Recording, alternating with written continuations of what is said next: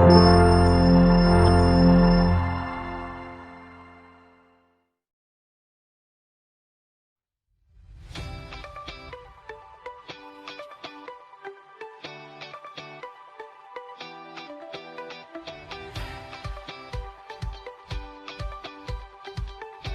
sini kami akan menjelaskan tentang filsafat eksistensialisme. Pertama, sejarah kemunculan aliran filsafat eksistensialisme. Kedua, makna filsafat eksistensialisme. Ketiga, tokoh filsafat eksistensialisme dan pemikirannya. Dan yang terakhir, karakteristik dari filsafat eksistensialisme.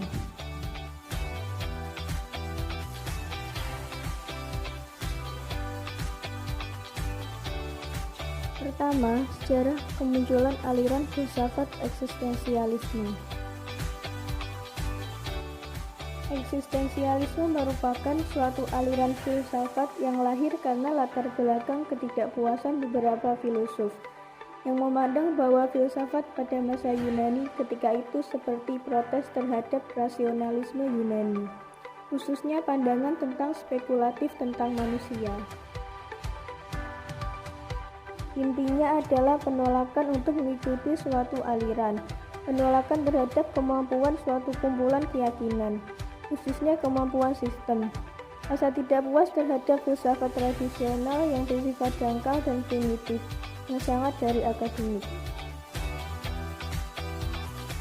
Salah satu latar belakang dan alasan lahirnya aliran ini juga karena sadarnya beberapa golongan filosof yang menyadari bahwa manusia mulai terbelenggu dengan aktivitas teknologi yang membuat mereka kehilangan hakikat hidupnya sebagai manusia atau makhluk yang bereksistensi dengan alam dan lingkungan sekitar, bukan hanya dengan semua serba instan. Asal-usul gerakan filsafat eksistensialisme ini dapat dilacak dari abad ke-19. Søren Kierkegaard kerap dianggap bapak eksistensialisme. Namun pada masa Kierkegaard hidup, para filsuf dan publik Denmark tak menanggapi tulisan-tulisannya secara serius. Pengaruh Kierkegaard baru terasa dan diakui pada abad ke-20.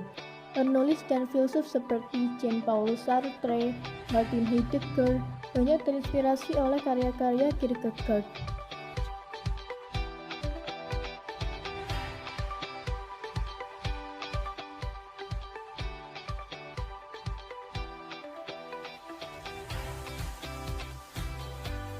Oke, di sini saya akan mempresentasikan tentang pengertian eksistensialisme.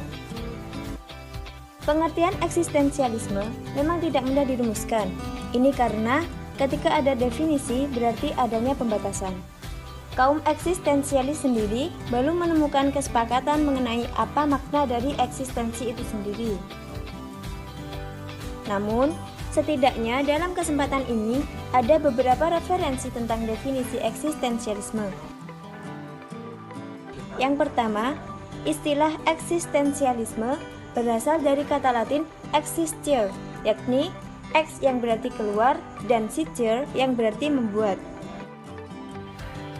Sehingga eksistensi berarti apa yang ada, apa saja yang dialami, serta apa yang memiliki kualitas.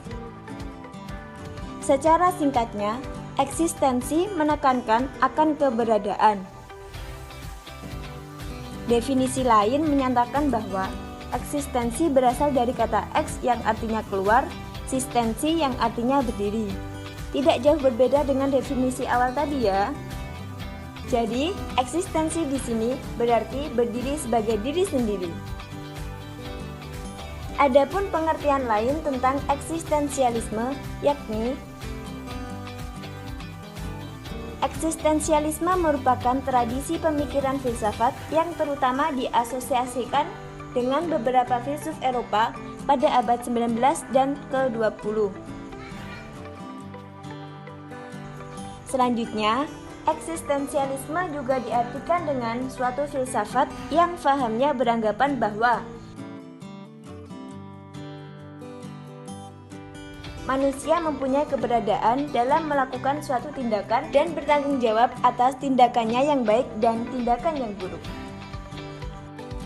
Jadi, pada intinya, manusia itu tidak dapat terbelenggu dengan aktivitas lain yang membuat manusia bisa kehilangan hakikat hidupnya, yaitu sebagai manusia yang bereksistensi. Baiklah, kiranya cukup sekian presentasi tentang filsafat eksistensialisme dari saya.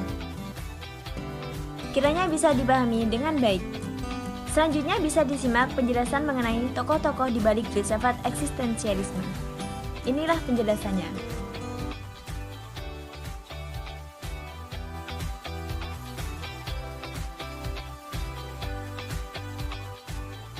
Tokoh-tokoh aliran filsafat eksistensialisme. 1. Karl Jaspers. Eksistensialismenya ditandai dengan pemikiran yang menggunakan semua pengetahuan objektif serta mengatasi pengetahuan objektif sehingga manusia sadar akan dirinya sendiri dan memandang filsafat bertujuan mengembalikan manusia kepada jati dirinya kembali. Ada dua fokus pemikiran Jaspers, yaitu eksistensi dan transcendensi. 2. Søren A.W. Kierkegaard mengedepankan teori bahwa eksistensi manusia bukanlah sesuatu yang kaku dan statis, tetapi senantiasa terbentuk. Manusia juga senantiasa melakukan upaya dari sebuah hal yang sifatnya hanya spekulasi menuju sesuatu yang nyata dan pasti, seperti upaya mereka untuk menggapai cita-citanya pada masa depan. 3. Jean-Paul Sartre. Manusia yang bereksistensi adalah manusia yang hidup dan berada dengan sadar dan bebas bagi dirinya sendiri. Itu adalah salah satu statement dan mungkin penilai teori yang dikenal darinya. 4. Friedrich Nietzsche. Menurutnya manusia yang teruji adalah manusia yang cenderung melalui jalan yang terjal dalam hidupnya. Dan definisi dari aliran eksistensialisme menurutnya adalah manusia yang mempunyai keinginan untuk berkuasa atau will to power. Dan untuk berkuasa, manusia harus menjadi manusia super dan yang mempunyai mental majikan, bukan mental budak, supaya manusia tidak diam dengan kenyamanan saja. 5. Martin Heidegger. Inti pemikirannya adalah memusatkan semua hal kepada manusia dan mengembalikan semua masalah apapun ujung-ujungnya adalah manusia sebagai subjek atau objek dari masalah tersebut. 6. Albert Camus. Albert Camus sangat dipengaruhi pemikiran mengenai absurditas 23. Pertama, ada ketidakmampuan memahami dunia. Camus adalah seorang ateis dan sangat percaya bahwa tidak ada penjelasan final mengenai dunia. Camus nampaknya juga menginginkan sebuah kepuasan akan kesempurnaan, namun ia tak kunjung mendapatkannya. Penjelasan yang ia dapat hanya bersifat 7. Nicolas Berdyaev. Berdyaev dilahirkan di Kiev dalam suatu keluarga militer aristokrat. Ia hidup sendirian di masa kanak-kanaknya di rumah dan perpustakaan ayahnya memungkinkannya banyak membaca. Ia membaca karya-karya Hegel, Schopenhauer, dan Kant ketika usianya baru 14 tahun, dan ia menguasai berbagai bahasa asing. Filsafatnya dicirikan sebagai eksistensialis Kristen. Ia sangat memperhatikan kreativitas dan khususnya kemerdekaan dari segala sesuatu yang menghalangi kreativitas. Berdyaev adalah seorang Kristen yang saleh, namun ia seringkali kritis terhadap gereja yang mapan. Sebuah artikel pada tahun 1913 mengecam sinode kudus dari gereja ortodoks Rusia, menyebabkan ia dituduh menghujat dan hukumannya adalah pembuangan ke Siberia seumur hidup. Perang Dunia dan revolusi Bolshevik membuat ia tidak pernah diajukan ke pengadilan. 8. Gabriel Marcel. Gabriel Marcel lahir pada 7 Desember 1889 di Paris dan meninggal pada tanggal 8 Oktober 1973. Ia seorang penulis lebih dari selusin buku. Ia seorang eksistensialis di Prancis. Ia memakai filsafatnya Jaspers kepada persoalan wujud dan tema yang sesuai dengan filsafatnya, yaitu predikament atau kedudukan yang sulit. Manusia ingin menjawab pertanyaan besar, siapa aku dan apa wujud aku. 9. Paul Tillich. Paul Tillich lahir pada tanggal 20 Agustus 1886 dan meninggal pada 22 Oktober 1965. Tillich terkenal karena karya-karyanya. Tillich menganggap eksistensialisme hanya mungkin sebagai elemen dalam visi struktur keberadaan dalam kebaikan yang diciptakannya. A. Persoalan pokok dalam teologi Paul Tillich adalah sejarah, yaitu sejarah dalam artian yang luas. Sejarah sebagai persoalan mengenai arti dan hakikat segala realitas yang terjadi. Pandangan Paul Tillich mengenai dunia, alam, hidup manusia, dan lain sebagainya ditandai oleh pandangannya tentang sejarah. Ajarannya mengenai segala yang ada bukan statis, melainkan dinamis.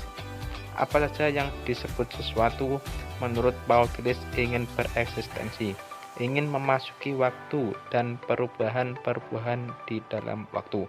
Karena itu, tidak ada perbedaan antara ide dan eksistensi. Kebenaran berdiri di tengah-tengah segala yang terjadi. Kebenaran tidak pernah selesai. Kebenaran senantiasa bersifat terbuka. Kebenaran senantiasa berusaha melewati dirinya sendiri, senantiasa dalam perjalanan menuju pada perealisasian konkret. 10. Martin Buber. Martin Buber, teolog dan filsuf asal Austria, adalah sosok pemikir yang unik. Dalam hidupnya, dia menyerap banyak ide, baik dari pemikir religius maupun ateis. Sebagai contoh, Kierkegaard, Nietzsche, dan Feuerbach.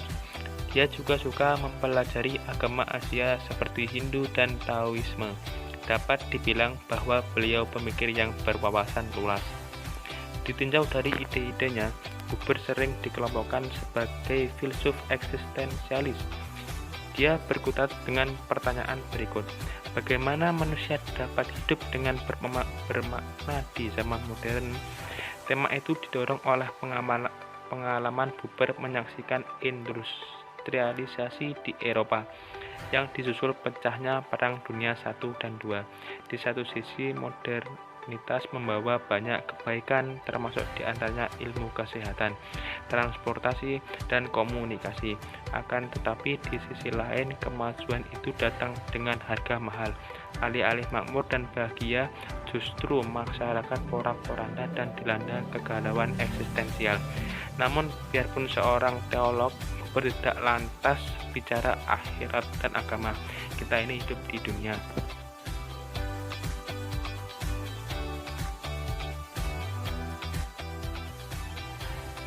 Di sini saya akan melanjutkan tentang karakteristik filsafat eksistensialisme. Karakteristik filsafat eksistensialisme. Istilah eksistensialisme tidak menunjukkan suatu sistem filsafat secara khusus. Meskipun terdapat perbedaan-perbedaan yang besar antara para pengikut filsafat ini, namun terdapat tema-tema yang sama sebagai ciri khas filsafat ini yang tampak pada penganutnya. Berikut karakteristik filsafat eksistensialisme. 1. Eksistensialisme adalah suatu proses atas nama individualis terhadap konsep-konsep filsafat akademis yang jauh dari kehidupan konkret. 2. Eksistensialisme merupakan pemberontakan terhadap alam yang impersonal atau tanpa kepribadian dari zaman modern dan teknologi serta gerakan massa. 3. Eksistensialisme merupakan protes terhadap gerakan-gerakan totaliter, baik gerakan fasis, komunis yang cenderung menghancurkan atau menenggelamkan perorangan di dalam kolektif atau massa. 4.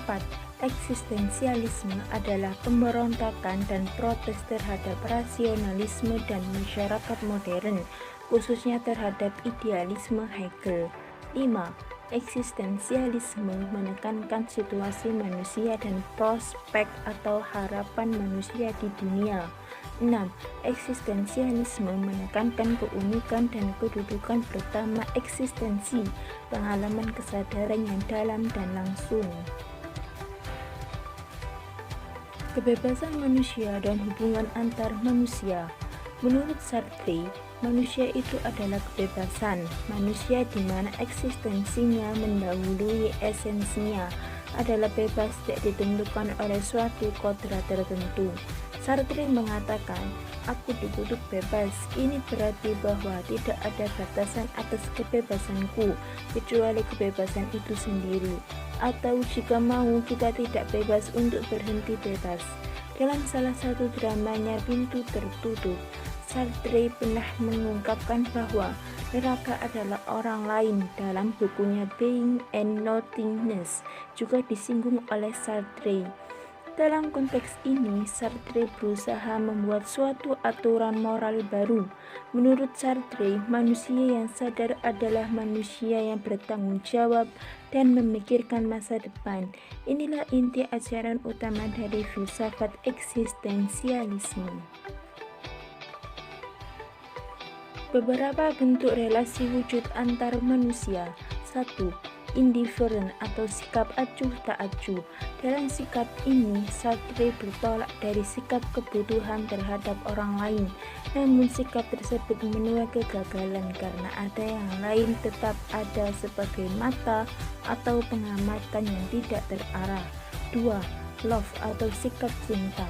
Menurutnya, cinta adalah penipuan diri karena dia adalah sebuah siasat licik untuk mendominasi kebebasan orang lain secara halus, suatu muslihat terselubung. 3. Hate atau sikap benci. Kebencian menurut Sartre adalah usaha agar bebas tadi terjamin karena suasana dalam perjuangan hidup.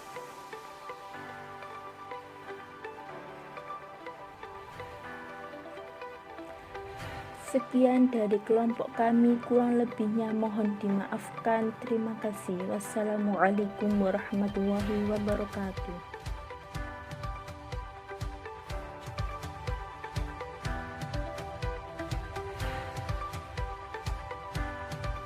Thanks for watching. Like, Comments share, and subscribe.